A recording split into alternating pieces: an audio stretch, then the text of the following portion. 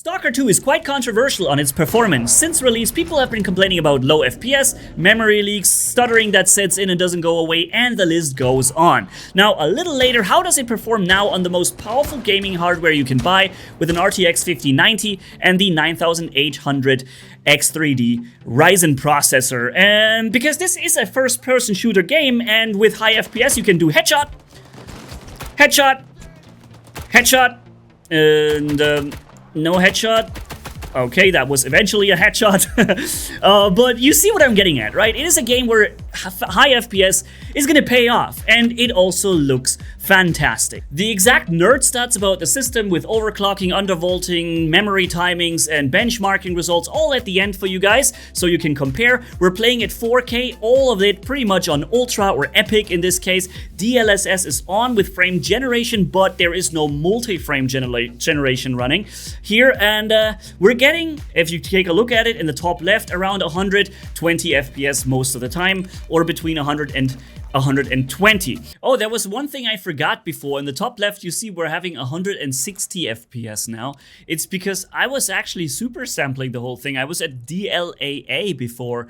Here, this with 100% resolution scale instead of DLSS that I on quality, which I typically do when I play games, right? So yeah, in case you're wondering why the FPS was not 160 or more, that's because of the DLLA that is activated over the course of this video. But I should probably again say that as long as I have 120 for this OLED TV, that's the right amount of FPS. So having DLAA on might be a good idea in this case, but for those who want more FPS, DLSS would be an option here on quality to just you know, take the extra FPS with you. Oh, wait a minute, there's some other dude. Boom, headshot. And something else is shooting from somewhere. Hold on, where are you, bro? Ah. I think he just ducked in this moment. Not this time, though. Aha! Right, I just thought I needed to point that out. The full system performance is listed in the top left. You're starting on the components with temperature, utilization, then the megahertz it's running at, and the wattage it's pulling. So the GPU is right now pulling about 460 watts, which is pretty good, but it can do up to 575. Now that obviously doesn't mean it's always going to do that, but it can do it. The CPU is pulling about 60. I've seen cross-load power of 80 to 90 watts when the GPU was running and the CPU is running, for example, the new Indiana Jones game, which I might make another video about, showing the system also performing there. But overall, the performance and the utilization in Stalker 2 is pretty okay, at least now it is. And the performance with 120 FPS is smooth and nicely playable on the system, obviously. Here's the mini ATX build with, in green, the optimizations and improvements I've done to the components. For example, memory and core clock on the GPU plus 100, capping out at about 2900 because the gain ward already boosts crazy high. The CPU is minus 38 on the undervolt setting and plus 100 megahertz core clock. I got a really good lottery on the silicon there, and it's running way better than it comes out of the box. And the RAM is the new Expo kit with CL26 on 6000 megahertz, so pretty much the best RAMs you can get, and we overclocked and optimized them even further with even faster timings down the line. So for a 24/7 build, which I intended to do, the optimizations here are near perfect, and we should be experiencing the best possible performance from Stalker 2. But is it really the kind of performance you would expect from this kind of machine? 100 to 110 FPS in closed environment, in the open later also 120, 100. I think most Unreal 5 engine games, which is just hilariously well optimized, you would probably, with similar awesome looking graphics, reach about 200 to 250 FPS with this system. In Stalker 2, we're about 100 to 120. Now, that is a very fine performance on my, OLED TV with 120 Hertz, more than 120 FPS. is something I really typically don't need. For example, when I'm playing certain games that would generate me 400 FPS or whatever, and my GPU would run at 500 watts, I typically go and activate VSync and just cap the frame rate at the refresh rate of my TV, which is 120, and I'm fine, you know? I don't need to run 500 watts through the GPU when I don't need the frame rate, but Stalker 2 is a first-person shooter, and this is the type of genre where I want a lot of FPS, because it improves my accuracy, reduces input delay, and generally makes the gunplay feel much more smooth and fun to me. But I also look at the temperatures and I say, why does it need to be unnecessarily hot, you know, when there isn't really much of a gain to it? If you're playing on a high refresh monitor, gaming monitor with 240 Hz, well, you might want to reach those 240 FPS too, and, well, sorry to say it, you're not going to get that in Stalker 2. Also, I should probably say the temperatures might be a little higher on my end than you would see it in your system, perhaps, because as you have seen, I've made a mini ATX build. I'm planning to take this build with me wherever I go. It's small, light, and mobile, but still offers me the perfect utilization or utility from a desktop PC with maximum gaming performance. And the temperatures may be in the 60s and 70s, but as long as I don't get into any thermal throttling, I don't really mind, right? So just in case you're wondering about the temps, yeah, they might be a little higher than what you might be used to. And other than that, I also cut together here a wonderful mission. Like I said, it's one of my favorites. It's super fun and atmospheric, so I will shut up in a moment.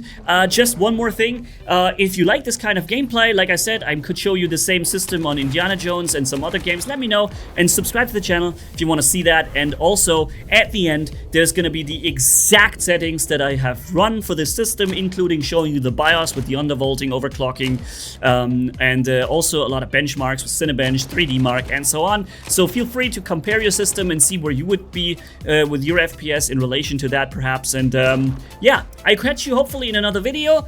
Enjoy the rest, because that gameplay here, that mission was really fine. So see you around. Manni signing off. Bye bye, my friends.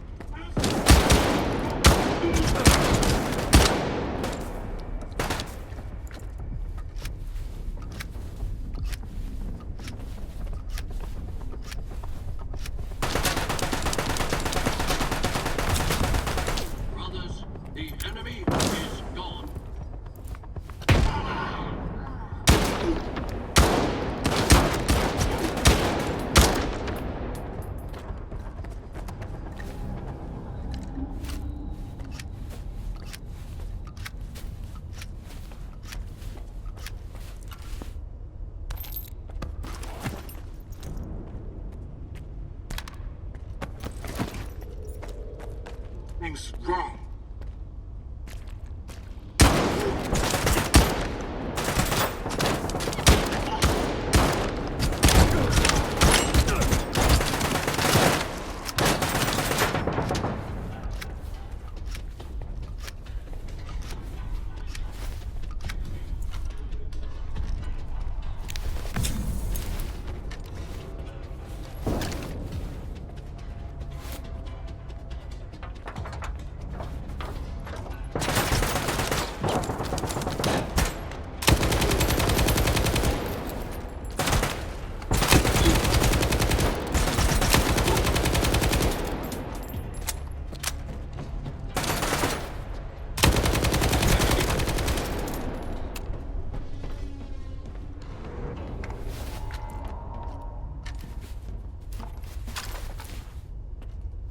I've seen Skiff in action. He's a formidable adversary, so give it your all. Once we're through with him, you can have whatever you want. All I'm after is Korshinov's badge.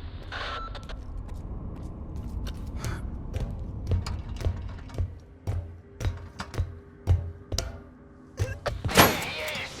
Let's do it! I need... Go out!